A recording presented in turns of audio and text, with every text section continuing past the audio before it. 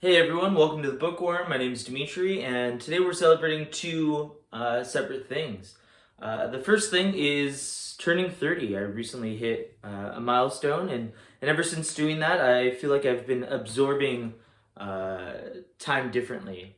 And so I'll share some of my thoughts on that in this video. The other thing we are celebrating is hitting the official 500 subscriber mark, which might not seem like a lot, but to me, it feels pretty nice. So thank you guys for tuning in. It's nice. I make these videos mostly for myself as a way to make concrete some of these ideas I've been jumping around with while I read these books and trying to make something concrete out of them. And it's nice to know that it's not just going out into a complete void, that maybe it bounces around a few brains before all that, right? So thank you.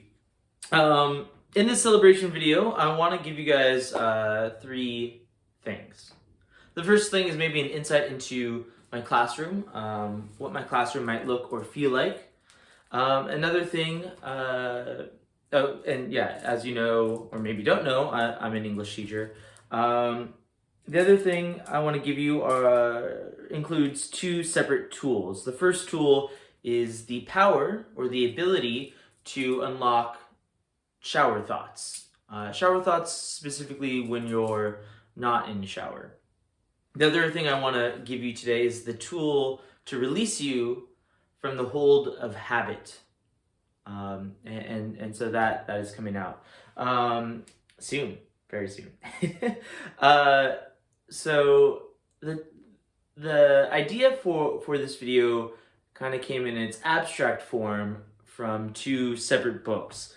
Probably the two books that made me think the most or stayed with me the most from last year. I do have a video out on this book, How to Do Nothing by Jenny Odell. And in that book, it gave me kind of this release from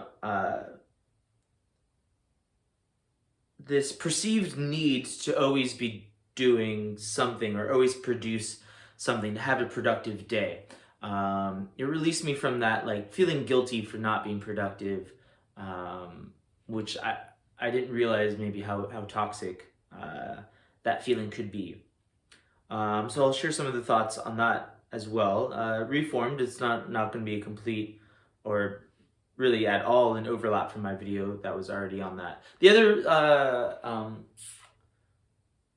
book that helped me look at time differently, right? Since turning 30, I feel like I've been absorbing time differently. The other book that helped me kind of feel differently towards the time I spend on things is Marcel Proust's In Search of Lost Time. That book really made me look and feel time differently. And I'll share some thoughts on that. So that's the abstract, right? Those are the abstract thoughts I was having, but it really became concrete in a lesson plan that I had to come up with on the spot. So it was just maybe 3 months ago, and it was a movie day. I had this planned movie day before we started a unit. I wanted to show this movie that ties into a lot of the themes that we were going to explore in our next book. And so I didn't have anything else really planned. And if I'd already finished one unit and I was about to start another one, but this movie was kind of the access point to that. So I'm showing the movie, and in the middle of second period, the power goes out and the internet goes out, and I don't have a backup plan. So I panic. And this video is the result of that panic. Necessity breeds creativity, I guess. So I decided, all right, these have been abstract thoughts in my head. Maybe I can make a lesson and an activity based off that. So I have a quick little lesson, and then I'll end the video with a call to action, maybe an activity that you guys can do on your own time.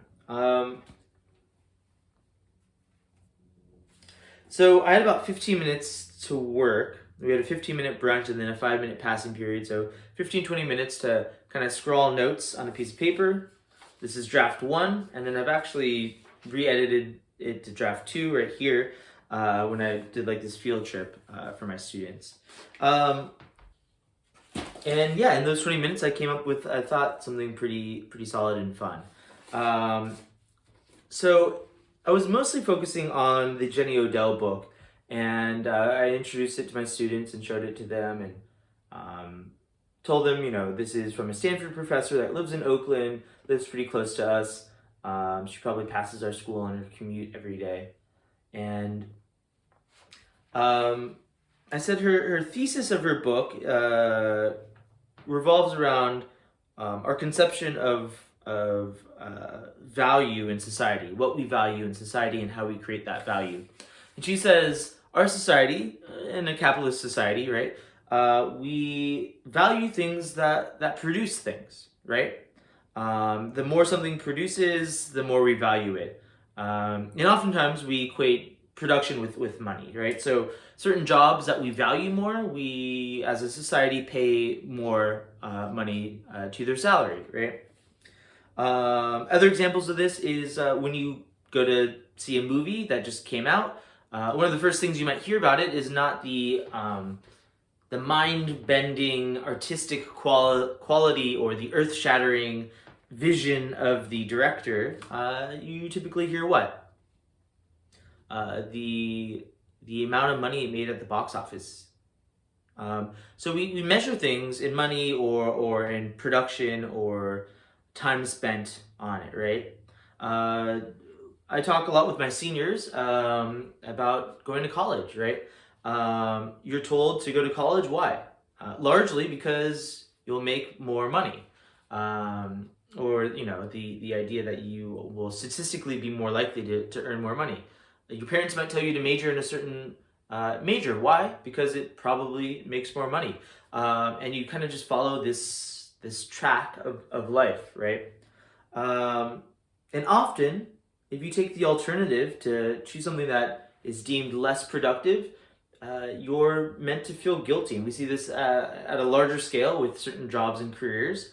We also see this in our day-to-day life. If you are not productive, if you take a gap year, if you do something that is separating yourself from the production machine, you're made to feel guilty for it. The ultimate thesis, so that's all kind of the background of the How to Do Nothing book. The ultimate thesis of the book is that sometimes not being productive is more valuable than being productive.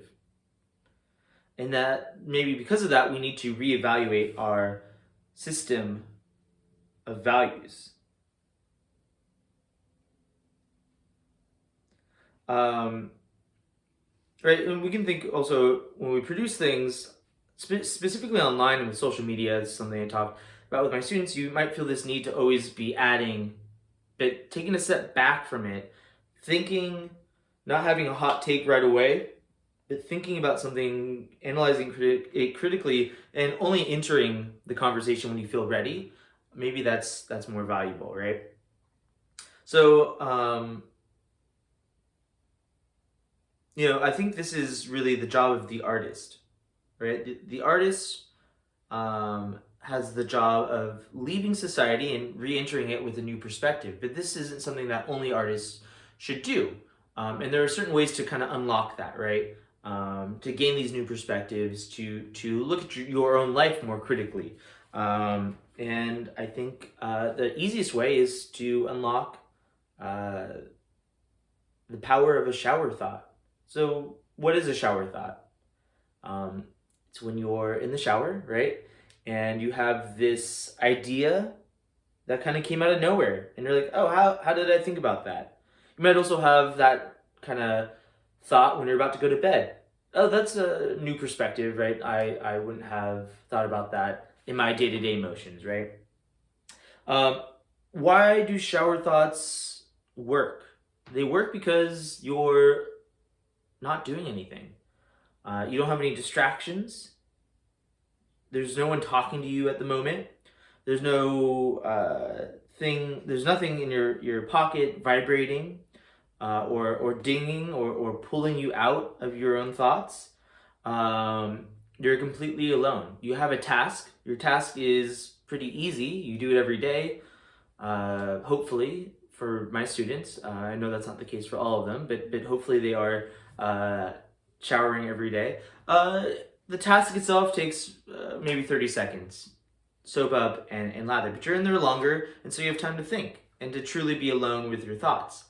And being alone with your thoughts is valuable, and I don't think it shouldn't only be 5 minutes of your day. I think there should be more time. I don't necessarily want to measure out exactly how long you spend being alone with your thoughts, but there is value there. So the sensory deprivation, not having any tech or person or entertainment pulled you out of your own thoughts. You're just completely alone there, right? This kind of allowing yourself to do nothing can be incredibly healing. And I believe that you guys can actually trick yourself to do this outside of the shower. Easy ways to do that. I mean, there's tons, right? Just think, where do you feel comfortable being alone with your thought? Where do you not feel pulled or pushed towards certain thoughts or taken out of your thought? For me, the two methods that I employ that I find the most effective are entering nature, going on a hike, or going to a park and just sitting down. You don't have things pulling you as much. This is, it's a little hack, right? Nature's out there, go to it, and you're not pulled by the need to produce anymore when you're out there, right? Because you're removed from all these reminders of all these things that you need to do right now. The other easy way to hack this, and maybe it works best if you do both, is to turn off your phone. Turn it off for a little bit. Have a little phonecation. So I'll talk about the activity later, but the other thing I want to give you is the power to release yourself from the hold of habit. We see every day new things. We feel new things, we smell new things, maybe we taste new things, right? But it might not feel that way. And the reason it doesn't feel that way is because of habit. You feel like you wake up, you have your coffee, maybe you go to school or work, and you come back. And the days start to blend into each other. And time moves a little bit faster. And the reason this happens is because of habit.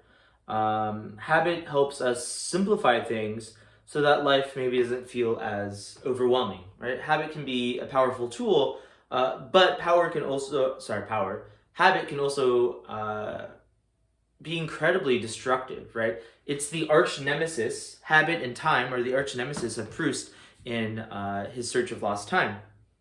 And so I think we need that reminder that our brain is creating this map or legend of our life and simplifying things so that we're not taking in everything and we're not overwhelmed. But it can be valuable to turn off habit, to break habit, and that allows you to see with new eyes, to see your world with a fresh perspective. Because in reality, we are seeing thousands, if not millions, of new textures to our life.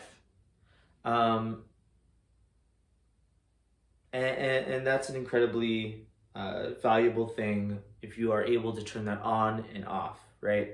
And I think the more we can turn off habit, actually, the better. Habit's there as a survival mechanism, sure, but it's all too powerful. And the more that we can combat that destructive force that habit has, I think the fresher our lives will feel. But yeah, that's my take. So I came up with this lesson. Maybe it was a 10-minute thing. And afterwards, I had my students leave the class. I said, leave your phones or turn them off and let's walk outside. And I had them separate out. I didn't want them to be next to anyone. And I wanted them to journal with a piece of paper and a pen for maybe 3 minutes. And I wanted them to write down things that they were noticing for the first time. And if you want to do this, I think this is a valuable thing to do and experience. Go out, try to find some piece of nature that's nearby. Maybe it's a backyard or a porch or a nearby park, or a bench outside, and write down all the things that you are noticing for the first time. You might have seen that car parked across the street before, but you haven't seen it in that exact light or that shadow casting in that exact way. So write down, be specific about what you're noticing and what you're seeing and smelling. Be aware of your breath, right? Try to be present. And after you're done noticing, you can journal if you want to, but you don't have to feel compelled to produce anything. Just sit. Sit for 15 minutes, 20 minutes, an hour, whatever you want. My students, I had them sit for 20 minutes. And we came back and then we talked about it. So if you end up doing the exercise as well, I'd love to know what you were thinking about, maybe where you went, and if there's other ways that you know of that are ways to unlock the power of a shower thought, ways to be alone with yourself, because I think that's important and important to share. So yeah, what did you notice? What did you feel in that time? And of course, yeah, any book recommendations that might be kind of related to this as well. I love those as well. Thanks for watching, and yeah, enjoy.